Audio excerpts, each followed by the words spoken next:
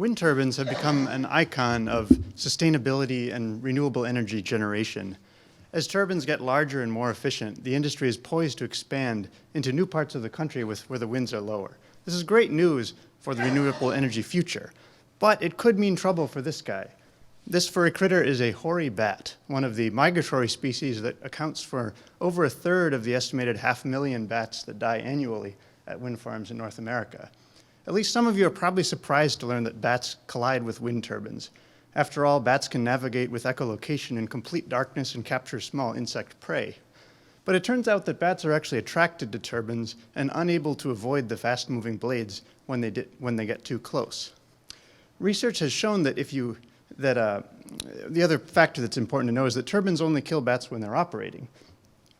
So turbines don't spin until the wind reaches a certain threshold known as the cut-in speed.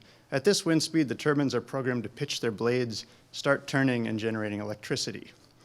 But by changing that cut-in speed, by increasing it, for example, we found that the bat fatality rates can be lowered substantially.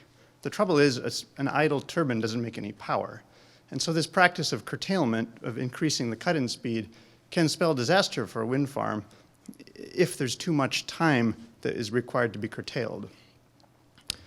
So what my research does is use acoustic detectors on the tops of wind turbines to figure out when bats are actually active and to better predict when periods of risk will occur. Bats are only at risk when turbines are spinning, but the risk also varies as a function of temperature, wind speed, time of night, time of year, as well as other factors. So incorporating those additional factors beyond just wind speed, you can reduce the amount of time that turbines are curtailed, thus reducing the cost of curtailment while still protecting bats.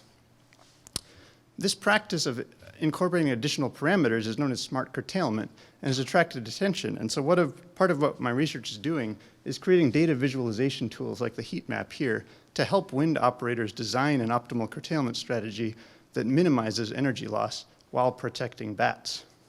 So hoary bats are the most vulnerable bat species to wind energy impacts, and it's estimated that they need to reduce fatality rates by as much as 50 to 60% to avoid significant population impacts. And this is really only possible if the industry adopts curtailment broadly. And for this to work, curtailment has to be cheap. So the goal of my research is to provide additional tools that the wind industry can use to minimize fatality while generating power. And my hope is that these tools will allow the industry to grow while protecting the future of hoary bats and other vulnerable wildlife. Thank you.